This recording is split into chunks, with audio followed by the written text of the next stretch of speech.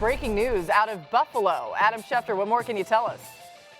Laura, the Buffalo Bills officially have named their offensive coordinator, Joe Brady, their new head coach. This establishes some continuity. We know that Josh Allen was a part of the interview process. Clearly, he is comfortable moving forward with Joe Brady as his head coach. This is a change in Buffalo, so it is something different, but it's also something similar because he knows the personnel, he knows the organization, and Joe Brady has turned down chances in other years to interview for other head coaching jobs. This was an ideal scenario. He flew back from Las Vegas after interviewing for a second time for the Raiders head coaching job, knowing that Buffalo was targeting him. And the Bills never got to a round of second interviews with their candidates. They brought in a slew of candidates over the weekend to Florida, met with them all, and after meeting with everybody in the first round, decided that they had seen enough, that Joe Brady was their head coach in waiting, and they've officially worked out a 5-year deal to bring him on as their head coach. All right, tons of news to get to today. Adam is with us all show long. Excellent pullover, by the way, a little Masters pullover by Adam. I love it. We'll get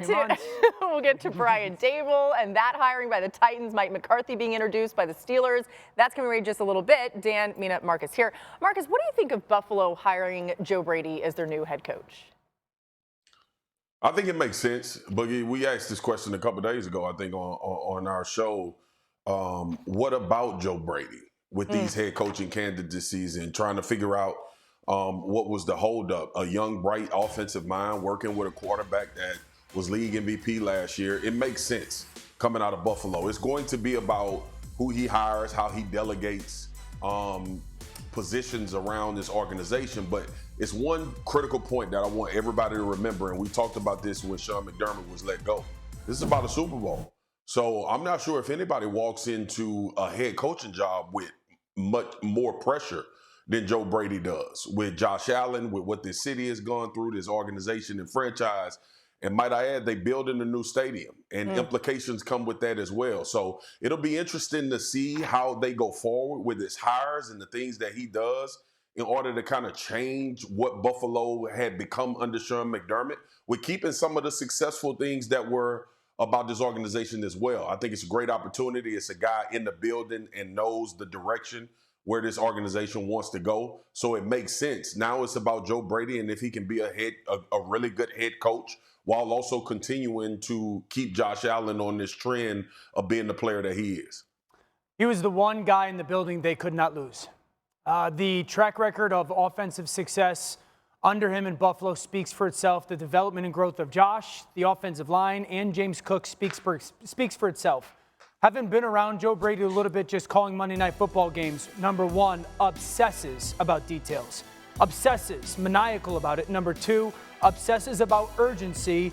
And then the third thing, and this was really one of the telling things this past season for Monday night, was the character of the football team, the fabric of the football team is something that he truly, truly, truly believes in.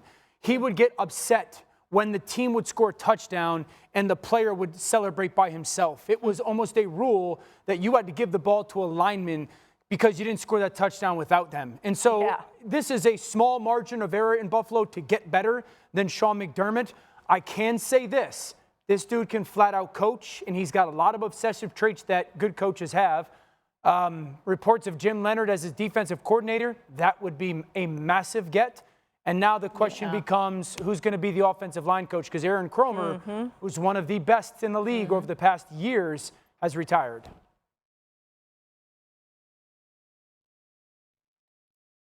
Mina? Oh, I was told Schefter wanted to jump in. Sorry. Oh, all right. Would he like to you know jump what? in here? We're not hearing from Schefter, so go ahead, Adam. Go ahead. Okay, well, Dan brought up the name Jim Leonard, who is the Broncos pass game coordinator on defense, and he is going to be a leading candidate. Okay. There's a process that they still have to go through before they would get to hire him, but that would be a logical defensive coordinator in time, a huge addition to the Buffalo staff. We'll see if it happens, but they obviously have a number of interviews to get through before they could hire him, but that is somebody that I would pay close attention to in this process. Yeah, I would love that. To go back to Dan's initial point about them not wanting to lose Joe Brady, I can't help but think the Bills and maybe some other teams in the future looked at what happened in Tampa and saw Liam Cohen walk out that door and wonder if they might have similar regrets that I do feel a lot of people in Tampa have now, watching the success Cohen had too, leaving for Jacksonville.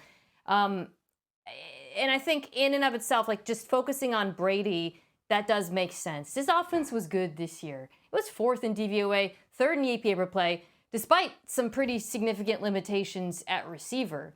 I think that's where I get a little bit, I wouldn't say critical of the Brady hire, but more so the total process, because the things, when I point to the offense and I say they were held back, well, they promoted the GM. So in totality, the moves to me do feel a bit like scapegoating Sean McDermott, which, you know, he's the kind of the odd man out here. But I do understand the desire to have offensive continuity given how good this offense is. And then to go back to the defensive coordinator, I would love that just because, you know, since you're sticking with your offensive play caller and your GM, you want to have some fresh voices in the building. And that, to me, would be the opportunity there on defense. Leonard has been the defensive pass game coordinator, in Denver, where the pass defense has been both successful and extremely creative. That creativity goes back to college, Wisconsin as well. So if they were to pull that off, I think then you start to feel good about, okay, we're, you know, sustaining the momentum on offense, but also trying some new things on defense. Personnel, to me. Yeah, what the reality is, I'm not worried about defense because this hire was made for Josh Allen. And when you move forward as a football team, when it's Joe Brady and Josh Allen, this is going to be all about them and the success of this football team. If they don't have that success, we're not going to talk about the defense. We will on this show because we'll break film down. But the overall narrative will be about Joe Brady and Josh Allen, and this was supposed to be a level up from Sean McDermott. MK, you and Dan and RC and I were sitting on here like, I don't know if I like this move getting rid of Sean McDermott, which is why I alluded to the pressure that Joe Brady is under taking over as the head coach. Yep. Look, I just don't want people to be mistaken that this is going to be about some revival with Jim Leonard and the defense. We will not talk about that if this team does not have success. We will talk about this marriage between Joe Brady and Josh Allen and this team going further in the playoffs, because that's what the hire is about. We all acknowledge that when this happened with Sean McDermott. Will the margins change, and will this team be in an AFC championship and a Super Bowl in the next 2 years? I'm giving them 2 because year one, some things may happen. But that is what this is about.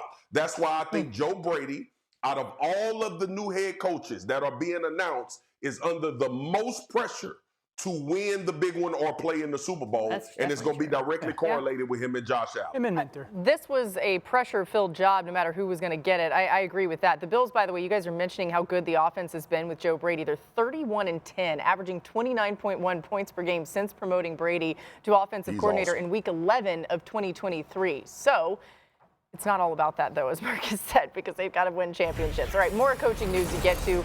Coming out of Tennessee, Adam, what's the latest there?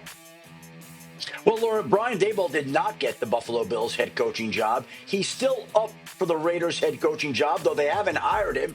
And that would tell you that it doesn't seem like it's going in his direction. And if he doesn't get the Raiders head coaching job, he is set to become the offensive coordinator for the Tennessee Titans, where he would get to work with Cam Ward, the quarterback that the Giants tried desperately to trade up to draft before the draft last year. Couldn't get it done.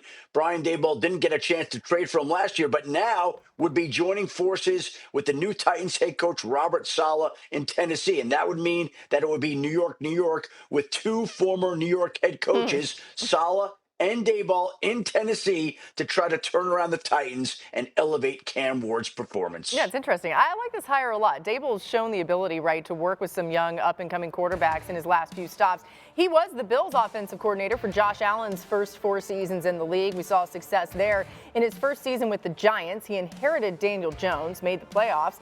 And then, of course, there was Jackson Dart, so you know about that and what he was able to do with him. But he threw 15 touchdowns, 5 picks. Earlier in his career, he was a quarterback coach for Brett Favre during his Jets season. I'm not sure many people even remember that. But, Dan, do you like this fit? Oh, I really like the fit. Kind of to the points that Schefter and you made. One, I like the fact that Saleh has somebody else who's been a head coach, so like there's the ability to be the head coach of the defense in many ways and then head coach of offense. 2, Brian Daboll's track record for the young quarterbacks, Laura, you pointed out, speaks for itself. The big thing for Brian Daboll is continuing to push Cam Ward to slightly calm some of the loose mechanics down and not take away his special talents. If he can find that sweet spot where you're not trying to coach the magic out of him, special out of him, and you could just really get him to be more consistent, then you've got a really, really, really high-end player. If he could do that, I like it. Yeah, I echo a lot of those sentiments. I think the thing that I like about this, and that would give me some encouragement if I'm a Titans fan, is not only has he coached a number of different young quarterbacks, he's completely altered his offense to fit the skills of each of them, right? Going back to Buffalo, we talk a lot about Josh Allen's development, but y'all remember that offense, that was all gas. The 10 personnel, throwing a lot, getting him to become a more disciplined quarterback in that process as well. And then, of course, the QB run element. Then in New York, Daniel Jones's best season, although he also had a great season, obviously, in Indianapolis, but to that point, wildly different. The boots, the designed quarterback runs, lots of zone reads. That offense did not throw down the field at a high rate. He wanted Daniel Jones to protect the football and to compensate for the offensive line. And then to Jackson Darts and differences as well. There's through lines. You'll see a lot of RPOs, I think, and I imagine that'll continue with Cam Ward. Some college principles as well. But I think just for me, that flexibility from quarterback to quarterback is what is most appealing, because you don't want a coach to come in with this young quarterback and say, this is my offense, you're going to have to play this way. He's going to have to tailor it to the skills of Cam Ward. Yeah, I'm looking forward to seeing Tennessee play next year. I think this was a major move for this organization. And think about it. The coach that they let go is about to play in the Super Bowl that we're about to go cover in San Francisco. So when you look at Robert Saleh, y'all know I'm a huge fan of him and what he did, not only with the Jets, but in San Francisco with that defense and what he was how those guys competed. Sometimes you look at the response of players more so than the X's and O's. And I think these are two guys that gets the response out of players to elevate them not only as football players with development, but also give them a reason every week to go out and compete at the highest level. I think, honestly, that's the most successful trait of a really good head coach, is that these guys will run through a brick wall for you, or a coach leading a unit. Brian Daboll, I've known him since he was at Alabama. Boogie, you've known him. We know he's fiery, but guys love playing for him.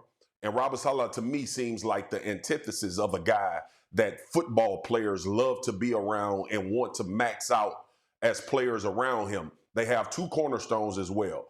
Dan, I heard you talk all season about Cam Ward and how talented you think he is. So Brian Daboll developing Cam Ward, based on what you've talked about and what we've seen, he can become one of those guys that you believe can be a franchise leader. Okay. And the cornerstone on defense that Robert Saleh is working with is Jeffrey Simmons, a guy that is phenomenal, a great position for me on defense right now. So it's not like you're walking into a situation where you're going to look around the locker room and not identify that we already have a lot of the makeup to be a successful football team. So I love this. Two former head coaches, two guys that I think get guys to play for them beyond the X's and O's. And I think that part is going to pay major dividends for the Tennessee Titans, especially coming off this redo that they had that didn't look so successful in the beginning. Yeah, Cam Ward's not going to shy away from intensity either. He wants to be great. We saw that a few times even this year.